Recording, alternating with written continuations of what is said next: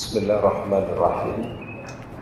Assalamualaikum warahmatullahi wabarakatuh. Kita akan melanjutkan kajian kita dari kitab 40 karakteristik mereka yang dicintai oleh Allah Subhanahu wa taala. Kita akan memasuki bahasan pada golongan orang-orang yang berbicara dengan ucapan zikir kepada Allah. Di antara golongan yang mendapatkan cinta Allah Subhanahu wa taala yaitu orang-orang yang meluangkan waktunya untuk berzikir kepada Allah Subhanahu wa taala. Bahkan ini yang menjadi wasiat dari baginda Rasulullah sallallahu alaihi wasallam. Dalam satu riwayat, baginda Nabi sallallahu alaihi wasallam pernah memanggil seorang sahabat bernama Muaz bin Jabal radhiyallahu anhu. Lalu Rasulullah SAW berkata kepada Muaz, "Ya Muaz, wallahi inni la uhibbuka." Demi Allah, sesungguhnya aku sangat mencintaimu wahai Muaz. Di Rasul sampai bersumpah kepada Allah Subhanahu wa taala, "Demi Allah, aku sangat mencintaimu wahai Muaz. La tada'anna duburu kulli salatin an taqul." Jangan engkau tinggalkan pada setiap engkau selesai salat. Bacalah doa yang mulia ini, sabda Nabi sallallahu alaihi wasallam, "Allahumma a'inni ala dzikrika wa syukrika wa husni ibadatika." Di mana makna doa ini ada 3 hal yang kita mohon kepada Allah Subhanahu wa taala. Yang pertama adalah Allahumma a'inni ala dzikrika. Ya Allah, tolonglah aku agar selalu berzikir kepadamu. Kita memohon pertolongan Allah supaya kita dimudahkan lisan kita untuk berzikir kepada Allah. Dimudahkan hati kita untuk senantiasa mengingat Allah Subhanahu wa taala. Karena kalau bukan pertolongan Allah, kalau bukan karena rahmat Allah taala, hati itu dibuat jadi lalai. Hati itu disibukkan dengan mengingat selain Allah taala. Hati itu bisa saja disibukkan dengan urusan-urusan selain kebaikan. Karena para ulama salafus saleh mengatakan nafsuka illam tashghalha bi-ta'ah syaghalatha al-ma'siyah. Jadi kalau jiwa itu tidak disibukkan dengan kebaikan-kebaikan, maka akan disibukkan dengan keburukan. Yang kedua, permohonan kita di doa tadi adalah wa syukrika. Tolonglah aku ya Allah agar selalu mensyukuri karunia yang telah Engkau berikan kepadaku. Demikian juga bersyukur tidak mudah. Bersyukur akan terjadi apabila kita mendapatkan pertolongan dari Allah Subhanahu wa taala. Jadi kalau hamba itu benar-benar bersyukur kepada Allah Subhanahu wa taala, maka janji Allah taala la azidannakum, aku akan tambah karunia dan nikmatku kepada mereka. Wala in kafartum inna adzabi lasyadid, tetapi apabila hamba-hambaku menkufuri nikmatku, firman Allah, inna adzabi lasyadid, sesungguhnya azabku sangat pedih, firman Allah. Maka ini dibutuhkan pertolongan Allah taala untuk kita bisa mensyukuri nikmat yang Allah taala berikan. Orang-orang beriman itu diajarkan setiap pagi harinya bersyukur kepada Allah. Begitu kita terbangun dari istirahat kita sudah mensyukuri nikmat Allah taala, ya. Bahkan ada satu kalimat kata Nabi sallallahu alaihi wasallam. Ini doa ini ada di dalam zikir pagi dan petang, ya. Kalau orang membaca doa ini kata Rasulullah, maka berarti dia telah mensyukuri nikmat Allah taala pada pagi hari itu atau pada hari itu. Allahumma kalau di pagi hari, Allahumma ma asbaha bi min ni'matin au bi ahadin min khalqika, jazakumullah khairan, faminka wahdaka la syarika lak, falakal hamdu walakas syukru. Ini doanya kalau di pagi hari, Pak. Kalau di sore hari, depannya diganti sedikit. Allahumma ma amsabi min ni'matin au bi ahadin min khalqika faminka wahdaka la syarika lak, falakal hamdu walakas syukru. Rasul mengatakan barang siapa yang berdoa dengan kalimat ini di pagi harinya atau di sore harinya, maka hari itu dia sudah tunaikan syukurnya kepada Allah Subhanahu wa taala. Allahumma ma asbaha bi min ni'matin au bi ahadin min khalqika, ya Allah, tidaklah ada nikmat pada satu hamba yang Engkau berikan kepadaku itu kecuali hanya darimu. Allahumma ma asbaha bi min ni'matin aw bi ahadin min khalqika faminka wahdaka la syarikalah. Apa itu la syarikalah? Tidak ada sekutu bagimu ya Allah. Engkaulah yang memberikan semua nikmat itu. Faminka wahdaka la syarikalah falakal hamdu walakas syukru. Bagimu segala pujian dan hanya kepadamu lah ya Allah kami bersyukur. Apa sabda Nabi SAW? Barang siapa membaca kalimat ini setiap harinya, maka dia sudah tunaikan syukurnya kepada Allah Subhanahu wa taala. Kemudian yang kita minta yang ketiga kepada Allah Subhanahu wa taala, kata para ulama, adalah wa husni ibadatika. Tolonglah ya Allah agar aku selalu beribadah dengan sebaik-baiknya. Artinya adalah dengan bertambahnya umur kita, bertambahnya usia kita, maka kita berharap bertambah juga amal soleh kita. Wa husni ibadatika, semakin kita memperbaiki ibadah kita kepada Allah. Ini hadis yang pertama dari Rasulullah sallallahu alaihi wasallam, yaitu doa tadi, Allahumma inni ala dzikrika wa syukrika wa husni ibadatika.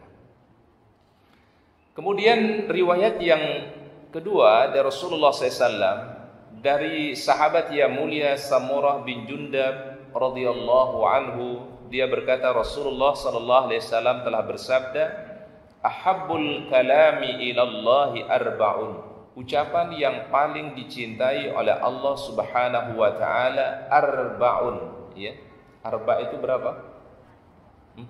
Ada 4 kalimat kata Nabi yang paling dicintai oleh Allah Subhanahu wa taala. Bukan sekedar Allah taala cinta, tetapi paling dicintai oleh Allah. 4 kalimat itu sabda Rasulullah SAW, subhanallah walhamdulillah wa la ilaha illallah wallahu akbar. Ada berapa kalimat, Pak? Ada 4. Jadi zikir itu kalau disimpulkan para jamaah, setiap kalimat yang mengandung 4 hal ini, ya. Jadi mungkin kita bertanya-tanya, Ustadz apa bedanya antara zikir dan doa? Ya, zikir dan doa terkadang agak mirip-mirip ya, zikir dan doa. Para ulama menyimpulkan atau memberikan definisi yang sederhana, zikir itu umumnya terdiri dari 4 hal. Pertama, di dalamnya ada tasbih kepada Allah, ada tahmid kepada Allah Subhanahu wa taala, ada tahlil kepada Allah, dan ada takbir kepada Allah Subhanahu wa taala. Maka itu disebut dengan zikir. Ya. Tasbih, tahmid, tahlil, dan takbir. Berarti kesimpulannya adalah ucapan seperti subhanallah walhamdulillah wala ilaha illallah wallahu akbar. Itu disebut dengan zikrullah. Karena di dalamnya ada tasbih kepada Allah Subhanahu wa taala, ada pujian kepada Allah Subhanahu wa taala, ada mengikrarkan tauhid kepada Allah, tahlil, dan ada pengagungan kepada Allah Subhanahu wa taala. Zikir dan wirid itu sama, ya. Yang sering dibedakan oleh para ulama yaitu zikir dan doa, ya, zikir dan doa. Zikir ini lebih luas sebenarnya, ya, mencakup di dalamnya baca Al-Qur'an, mencakup di dalamnya juga salat, mencakup di dalamnya juga berdoa. Berarti zikir itu sebutan yang lebih apa, Pak? Lebih luas, ya. Contoh misalnya, Allah Subhanahu wa taala berfirman, wa aqimis salata li dzikri. Dirikanlah salat agar engkau mengingat aku. Berarti orang yang salat sebenarnya orang yang sedang dalam keadaan apa, Pak? Zikir. Mulai dari kita takbir Allahu Akbar sampai kita salam, itu sebenarnya kita sedang berzikir kepada Allah Subhanahu wa taala. Ya. Jadi salat itu sendiri udah merupakan bagian apa? Zikir. Tapi ada orang yang salah tafsirin ayat ini para jamaah, ya. Ada yang mengatakan wa aqimis salata li dzikri, artinya engkau sekedar ingat saja salat itu, engkau sudah salat.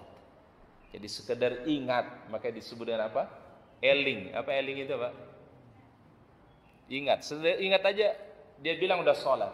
Makanya ada orang tuh yang ibadah sholatnya cuma hanya ingat doang, ya. Ini salah menafsirkan ayat Al-Quran.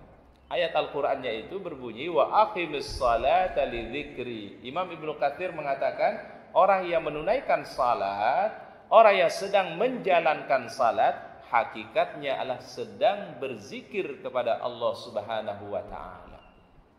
Bukan sekedar ingat doang lalu salatnya tidak dikerjakan. Dia mengerjakan salat dan salat itu bagian daripada apa? Zikrullah, ya. Karena di dalam salat itu ada apa, Pak? Ada baca Al-Qur'an, ada tasbih kepada Allah. Coba waktu kita ruku, Pak, bacanya apa? Subhana rabbiyal azim wa bihamdihi. Kira-kira ini zikir enggak, Pak? Zikir. Karena ada diawali dengan kalimat tasbih kepada Allah. Subhana rabbiyal azim, subhana rabbiyal a'la. Itu zikir kita kepada Allah Subhanahu wa taala. Nah, jadi zikir itu lebih luas cakupannya. Bahkan Imam Ibnu Qayyim Al-Jauzi mengatakan afdalul dzikri tilawatil Quran. Zikir yang paling afdal kata beliau itu adalah tilawatil Quran. Ya, membaca apa? Al-Quran. Berarti ketika kita baca Quran, ketika tilawah Al-Quran, hakikatnya kita sedang dalam keadaan apa? Berzikir kepada Allah. Kita sedang terikat dengan Allah Subhanahu wa taala. Nah, kesimpulannya kata para ulama, segala kebaikan-kebaikan yang kita tunaikan itulah hakikat daripada zikrullah, zikir kepada Allah Subhanahu wa taala. Berarti duduk dalam majelis ilmu bagian daripada zikir. Ya. Berbuat baik kepada orang tua bagian daripada zikrullah. Apa saja yang kaitannya dengan kebaikan, para ulama mengatakan itu bagian daripada zikrullah, mengingat Allah Subhanahu wa taala. Tapi dalam arti yang spesifik, arti yang khusus, zikir itu adalah kalimatnya ada 4. Subhanallah, walhamdulillah, wala ilaha illallah, wallahu akbar. Ya, jadi kalau ada kalimat tasbih, ada kalimat tahmid, ada kalimat tahlil, ada kalimat takbir, maka disebut dengan zikrullah. Bisa dipahami ya Pak ya? Jadi ada sebutan yang lebih khusus, ada sebutan yang lebih umum tentang zikir kepada Allah. Dan Rasulullah SAW mengatakan di dalam hadis tersebut, la yadurruka bi ayyihinna bada'ta, dan tidak ada masalah bagimu dari mana saja engkau memulainya. Jadi zikir subhanallah walhamdulillah wala ilaha illallah wallahu akbar ini bisa dibaca dari belakang. Berarti kalau dibaca dari belakang apa bacaannya, Pak? Allahu akbar wala ilaha illallah walhamdulillah wa subhanallah. Boleh enggak? Boleh. Karena kata Rasulullah SAW, la yadurru. La yadurru itu artinya tidak ada masalah bagimu, tidak ada mudarat bagimu. Bi ayyihinna bada'ta, engkau memulai dari mana saja. Tetapi karena kebiasaan kita, habit kita awali subhanallah walhamdulillah wala ilaha illallah wallahu akbar. Ini kebiasaan kita, Pak. Jadi jangan dianggap aneh nanti ya, Pak ya. Kalau ada orang zikirnya mungkin beda sama kita. Ya. Baik, kemudian berikutnya ada riwayat dari Abu Hurairah radhiyallahu anhu, innal 'abda la yatakallamu bil kalimati min ridwanillah la yulqi laha balan yarfa'u Allahu biha darajat. Apa kata Rasulullah SAW? Sesungguhnya seorang hamba yang berbicara satu kata saja. Ya, kita udah satu hari ini berapa kata yang kita ucapkan. Kalau ada orang yang berbicara kata Nabi satu kata saja, satu kalimat saja, tapi kalimat itu adalah mengandung keridhaan Allah Subhanahu wa taala. Satu kata tapi membuat Allah taala senang, satu kata tapi membuat Allah taala ridho kepada kita. Bahkan mungkin hamba itu tidak terlalu memikirkan kalimat itu, dianggap kalimat yang biasa-biasa kata Rasulullah SAW, dianggap mungkin kalimat sederhana, ya. Apa kata beliau? Namun dengan kata yang sederhana itu, ya, yang Allah taala ridha itu bisa mengangkat derajat seorang hamba di sisi Allah Subhanahu wa taala. Oleh karenanya kata Nabi sallallahu alaihi wasallam, minimal kalau kita tidak membahagiakan orang dengan materi yang kita miliki, minimal kalau kita tidak mampu membahagiakan orang dengan apa yang kita miliki, apa kata Rasulullah sallallahu fabi kalimatin thayyibah, maka dengan kalimat yang baik kita bisa memberikan kebaikan untuk orang lain. Jadi ucapan yang baik saja itu adalah menjadi sesuatu yang terbaik yang Allah Ta'ala ridhoi dan akan dicatat sebagai sesuatu yang bisa mengangkat derajat orang mukmin di sisi Allah Subhanahu wa taala. Satu kata saja, Pak. Apalagi kita ucapkan zikir kepada Allah, subhanallah, walhamdulillah, wala ilaha illallah, wallahu akbar, yang pasti ini adalah pasti diridhoi Allah Ta'ala. Kemudian dari Abdullah bin Umar, Rasulullah SAW telah bersabda, ayyuma rajulin qala li akhihi ya kafir faqad ba'a bihima ahaduhuma, barang siapa yang mengatakan kepada saudaranya hai kafir. Ini orang beriman, orang muslim, tapi dia bilang apa Pak? Hai kafir, kata Nabi. Ya, jadi langsung memvonis orang jadi kafir. Padahal yang dia vonis ini apa? Mukmin. Ya, orang yang beriman, menjalankan rukun Islam, menjalankan rukun iman. Ya. Tetapi kemudian dia katakan kepada saudaranya, dia panggil sebagai kafir. Apa kata Nabi SAW? Faqad ba'a biha ahaduhuma, maka sesungguhnya salah seorang dari keduanya kembali dengan menyandang kekufuran tersebut. Kalau tuduhannya tidak benar, maka akan kembali kalimat itu kepada siapa Pak? Kepada yang mengucapkannya. Ya, sehingga kalimat ini kata para ulama harus dihindari. Jangan kita mudah untuk mengatakan kalimat apa Pak? Kafir. Ini yang diucapkan kepada orang beriman ya Pak ya. Tapi kalau kepada orang yang di luar akidah kita, itu memang udah sebutan Allah Pak. Assalamualaikum warahmatullahi wabarakatuh.